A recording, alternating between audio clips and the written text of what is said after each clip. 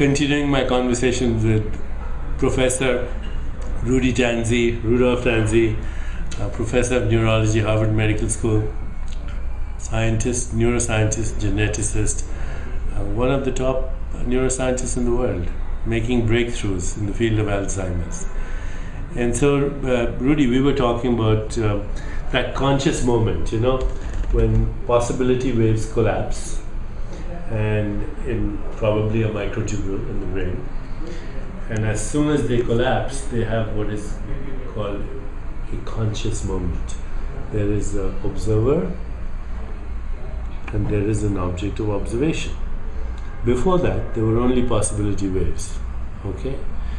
So, that moment of subject-object split is a moment of creation, in a sense, because observer and observed have come into existence out of a field that was only possibilities. And this is how unity, duality, and multiplicity occurs.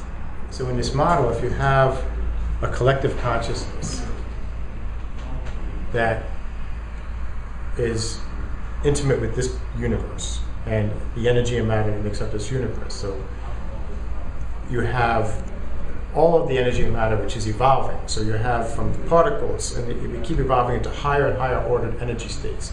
It's a paradox, in fact, because at the same time you keep coalescing energy and matter into higher ordered states from a single particle and an atom to a human being, like us speaking, the universe is also being blown apart in an accelerated pace. Instead of slowing down, it's accelerating. So we have a complete crazy universe paradox of how you have coalescence and continuing order into more sophisticated energy and matter structures that are capable of consciousness, like at this point humans that we know, and maybe one's much higher than us somewhere else in the universe.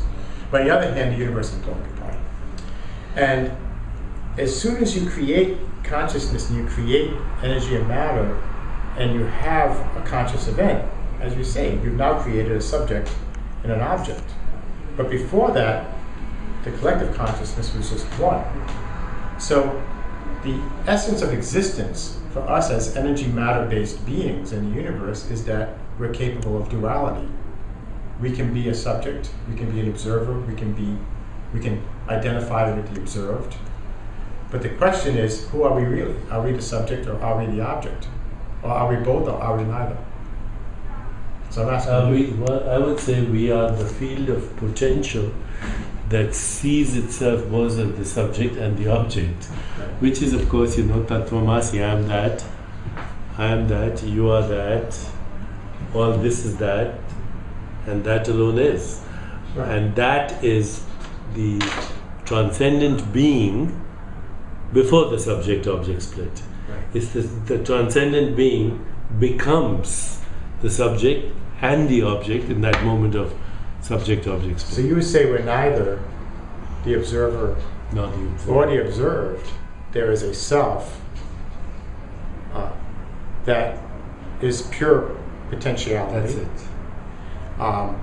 And that when you have this conscious moment, and you create this duality, pure potential has become the actual. What we call the actual. So, if we really go further, you say, what is the purpose of all this? What is the purpose of the universe, the evolution of the universe, purpose of life? It seems to be to convert the potential. Into the However small we're doing it, with whatever tiny little brain we're able to do it, whatever sliver at a moment we can possibly achieve it, into the actual.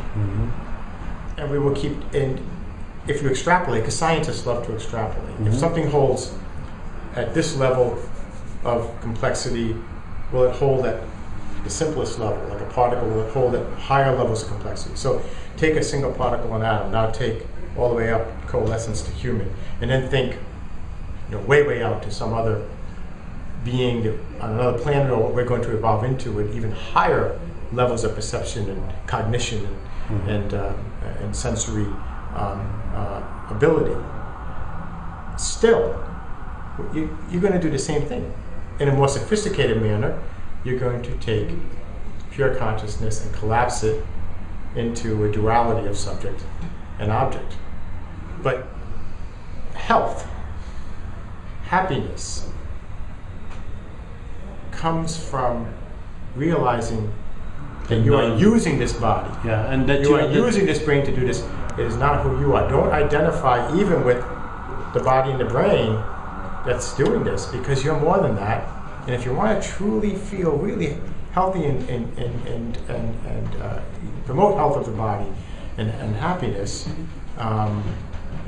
realize that your body and your brain are here to serve you, and you are neither your body nor what you're now you are specific. the non-dual awareness, the non-dual consciousness, the immeasurable potential of all that was, is, and will be, that splits into object and subject in every moment of conscious experience.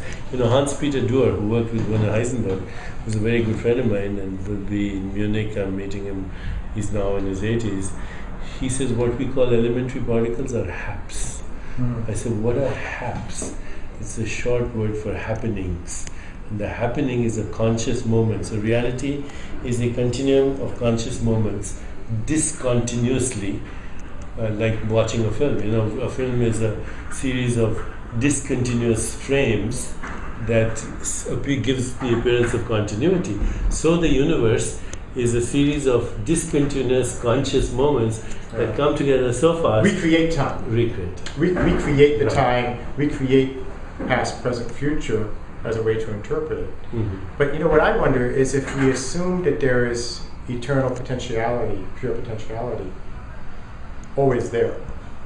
So we also assume that there's always eternal and pure actuality.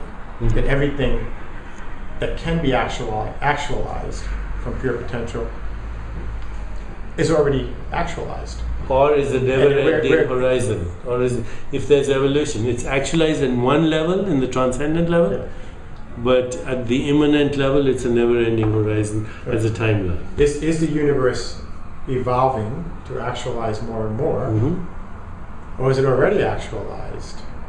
It's both. That's what religions call transcendent and immanent at the same time. It's both. Well, I think that's enough for now. We have to complete this, but this is a very fascinating discussion, because in a sense it also raises the whole validity of science as a method to explore reality, because science is based on the subject-object split, which is in a sense artificial. Nature is one. Nature is before the subject-object. So how do you measure the universe from inside the universe?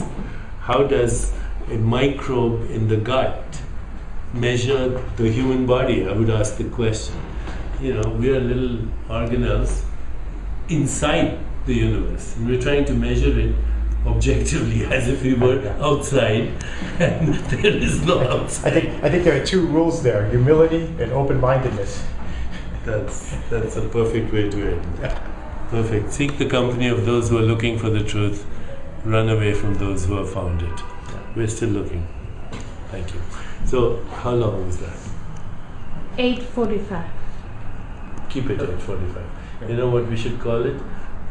Beyond the subject-object split.